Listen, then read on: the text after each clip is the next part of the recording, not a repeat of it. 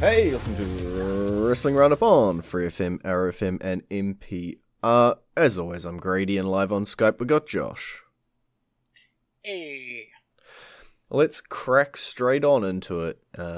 One of the top guys from NXT has made the lateral move to SmackDown, and it's about time we talk about Matt Riddle and the fact that he's jumping up pretty quickly on that side of things. Yeah.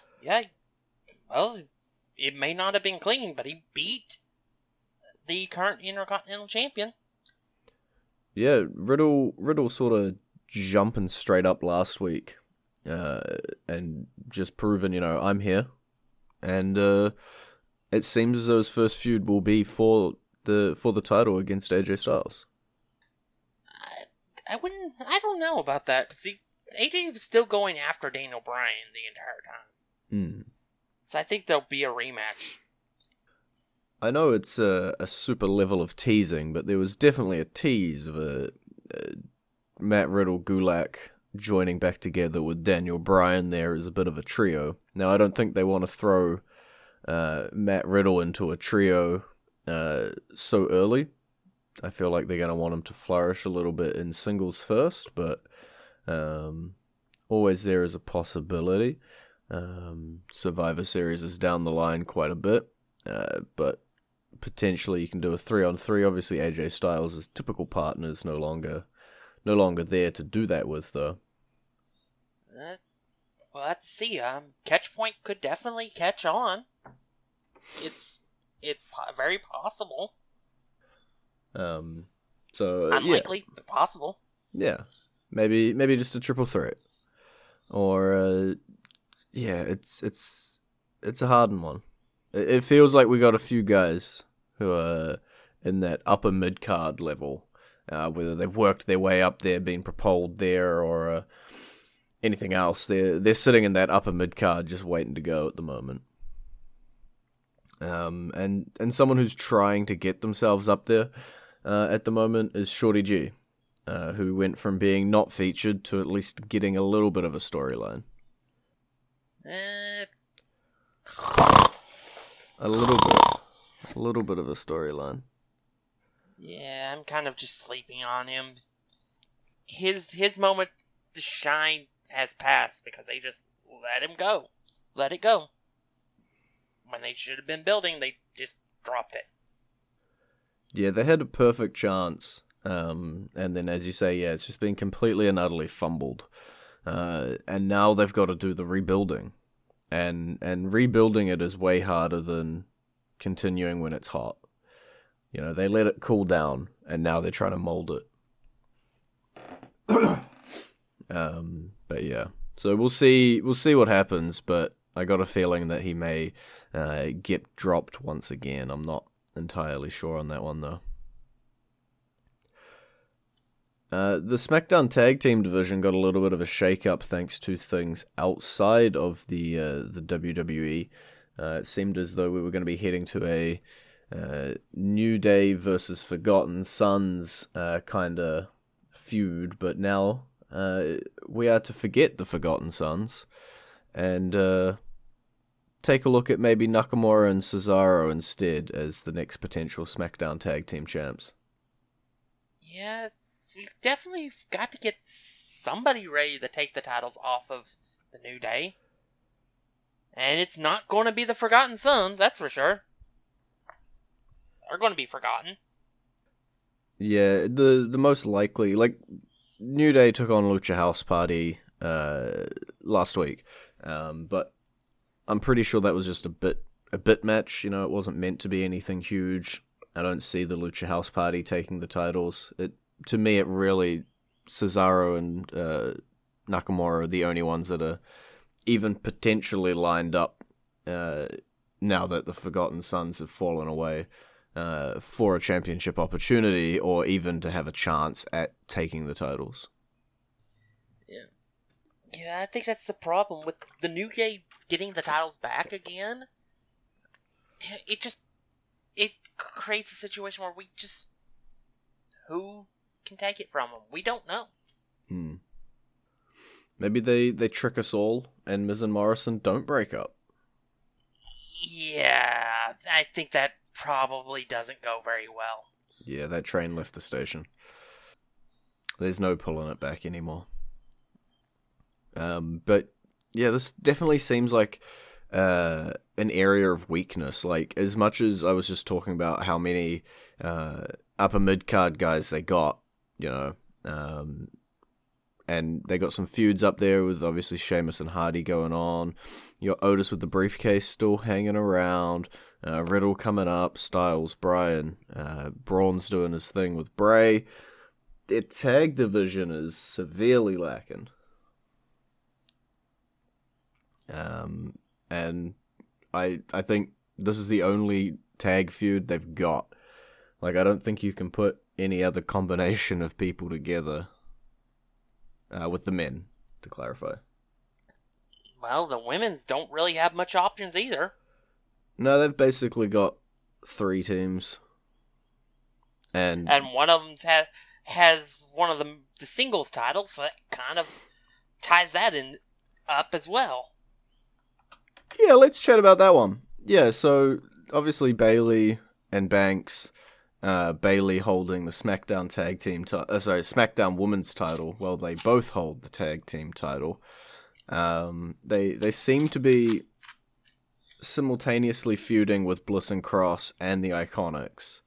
But the thing to mention out of this whole women's tag team championship piece that we're going through in this sort of cross-brand feud is that booked for Extreme Rules is Asuka defending her Raw Women's Championship against Sasha Banks. I want to say that's the SummerSlam match. That seems like that's where it should happen. So that probably means they do need to lose the titles at Extreme Rules. But then the question becomes, who do they lose the titles to? Well, plus the fact that Sasha's not gonna... I don't know, Sasha probably wouldn't lose double duty, or wouldn't do double duty, so she wouldn't lose them at Extreme Rules. They might have to lose them beforehand. Or they're gonna pull the trigger and have Sasha win, which would be weird. But then they hold all the women's gold. It's a possibility. It's not one I like. But we do have to mention all of the possibilities here, and that is that Banks beats Asuka at Extreme Rules in their match. Yeah. Yeah, see, it's not an exciting opportunity, is it? You don't want to see Banks and Bayley covered in gold? I mean, it's possible. That would kill Asuka, though. Yeah. And another thing is, I still think we're going to, at some point, get Asuka versus Shayna Baszler for the title. Mm-hmm. When? I don't know. But I do think that's somewhere down the line. Yeah, I think if anything, this Banks Asuka match could be used, I guess, to have it along the lines of, well, Bayley could get a title, but you couldn't do that, Sasha. And just continue to drive that wedge between them. You know, I couldn't capture the Raw Women's title, so that means I gotta come after the SmackDown Women's title. And stuff like that. So, I don't see Asuka losing, but I see it still playing into the overarching Banks and Bayley storyline. We are roughly halfway through the show this week, and that means it is time to play our entrance theme. It is going to be Dakota Kai's entrance theme, because I think it just came out this week on WWE Music.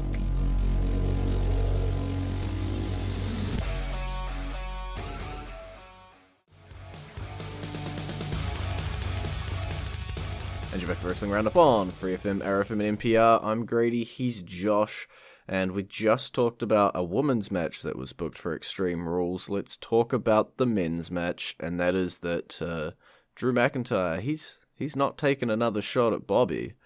He's got Dolph Ziggler on his plate. Yay. It is what it is. I mean, it's a different match than we were expecting, so it's in that regard, it's interesting. Yeah, it was explained away with the AJ Styles being traded to SmackDown. The opposite was that Dolph Ziggler and Robert Roode were traded over to Raw. And that opens up two Drew McIntyre matches right there. Yeah, it does. Or it gives him one and then Orton at SummerSlam. Yeah, I don't think Robert Roode's getting a WWE title match anytime soon. He seems to be floating very heavily. But maybe once moving him to Raw, they'll pick him up and they'll do something with him. Don't know. If we're jumping back to the women's division, just because there's one more thing to mention here, outside of that whole Banks and Bayley overarching story, we've also got a couple more stories spinning up on Raw, and I don't know if they're one-offs or if they are actually stories that we're trying to build here. But Nia Jax did come out and beat up Charlotte Flair, and quote unquote gave her an arm injury before her match with Asuka. But are we trying to do something here? Is this Charlotte's next feud? Is it going to be Charlotte versus Jax? It's who knows? Maybe. It's definitely not going to be for either of the titles. So that's a good direction, I guess. Charlotte might be able to get something good out of Nia, but then again, wasn't it reported that Charlotte's going to be gone for a little while? Yeah. So maybe this was a perfect write-off, and Nia Jax is just being used for that. Who knows? But there's one more story that's also sort of bubbling under the surface here, and that is that the weird tandem of Natalya and Lana are now being paired together. With Lana being in Natalya's corner for her match against Liv Morgan on Raw, and celebrating with her new friend. And then apparently going off on Twitter? I don't know. I don't know if we're just trying to pair more women together for potential women's tag team opportunities or what, but obviously Rusev has moved on from the WWE. Lana's still here. She'd been dumped by Bobby. She floats. Now she's latching on to Natalya. I don't know what the story is here. I don't know what this arcing character change and direction and stuff is.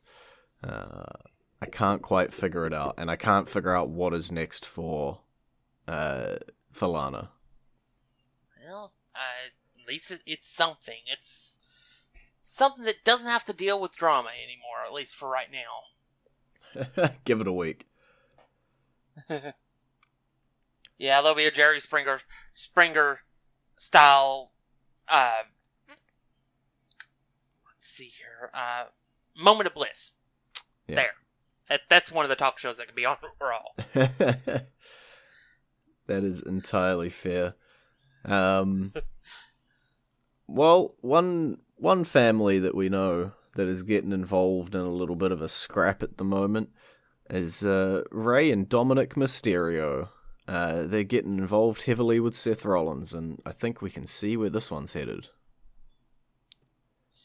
Yeah, you know what? I think where it's heading is Dominick's first match. Yeah. I think they'll build it as it's Rey versus Seth, but Seth will take Rey out at the very last moment, like the week before the event.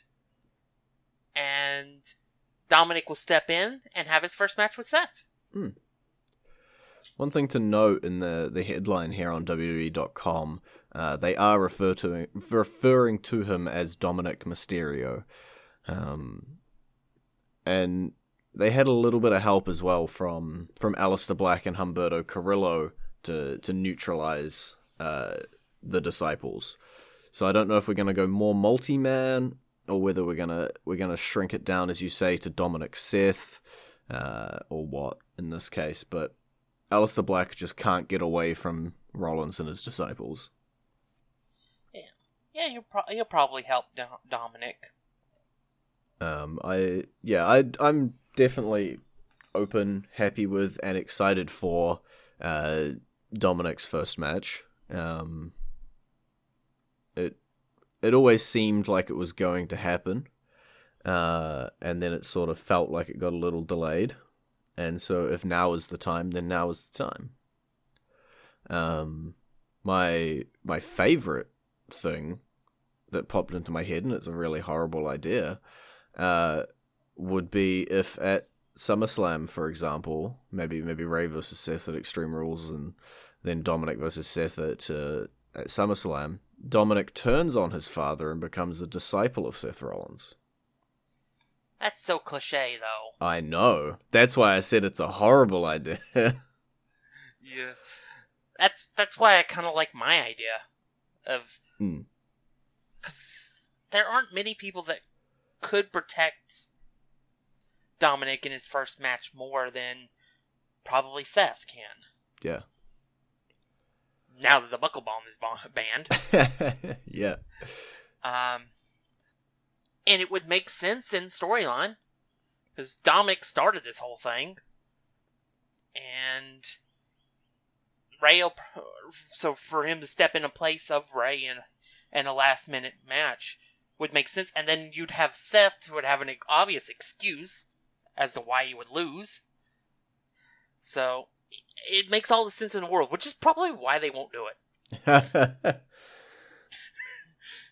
They'll do the opposite of a swerve, which is often the swervier swerve, by not swerving at all, and just go in the most obvious direction.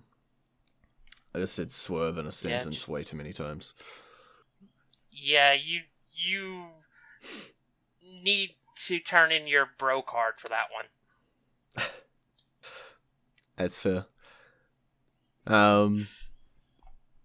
Whatever it is, whatever happens in the next 2 months, we will be seeing Dominic in the ring having a match. I think we can agree on that. Yeah. At the very least, it'll be... At the very least, no later than SummerSlam. Yeah. And someone we might see back in the ring, and I'm jumping over to SmackDown again now, is cult leader Bray Wyatt. They... now, I need to refer to everybody correctly here. TV show host Bray Wyatt, resurrected cult leader Bray Wyatt, so that he could taunt Braun Strowman. Seems like we've picked that feud back up again. Yeah, we need... It kind of makes sense. They took a month off after the title changed hands, with regular Bray Wyatt losing the title to Braun, and then dealing with the Miz Morrison. And now we have Braun's old boss in the original Bray Wyatt back. And then probably at SummerSlam it'll be The Fiend versus Braun Strowman. Yeah. Well, the exciting part to me is that I think this will be our next cinematic. I think the way that Bray was talking, you know where to find me. I think we might be headed into a Wyatt compound match.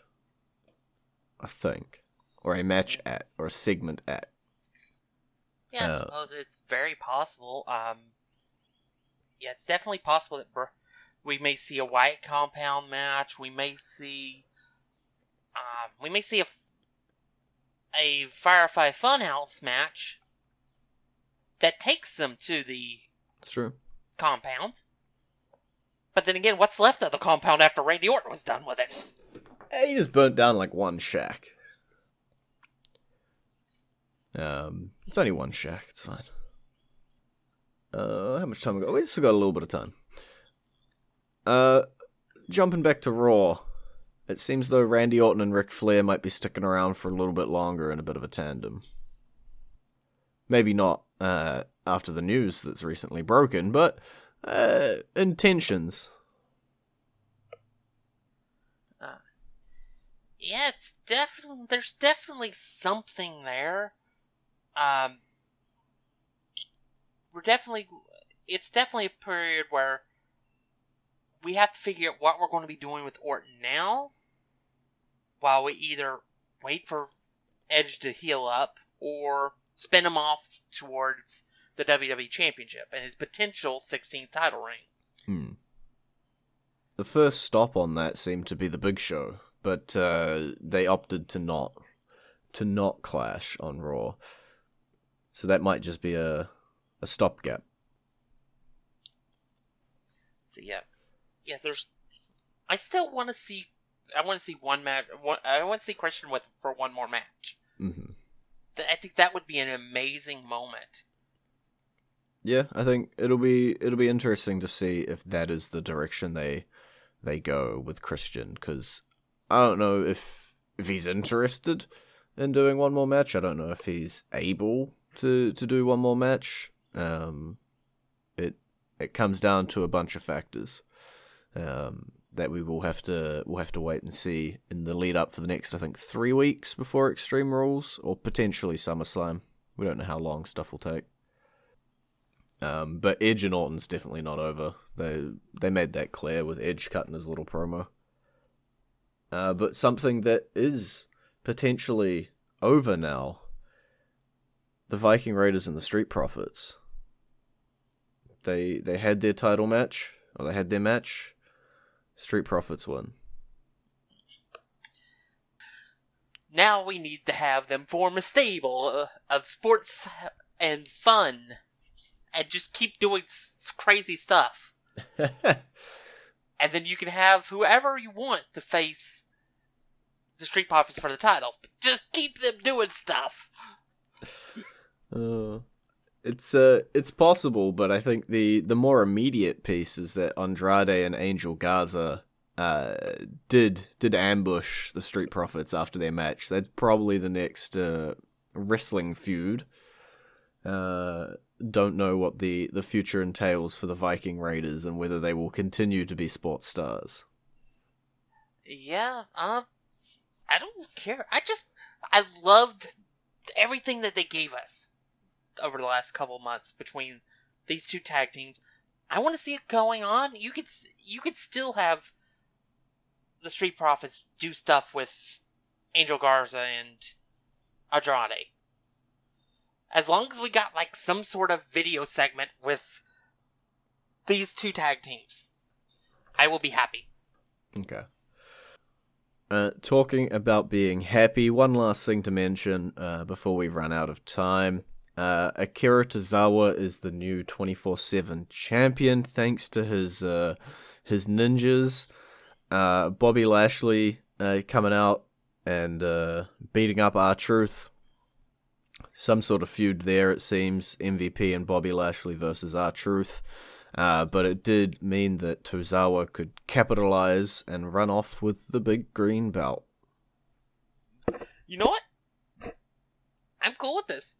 If they're doing something with Akira Tozawa, it's crazy.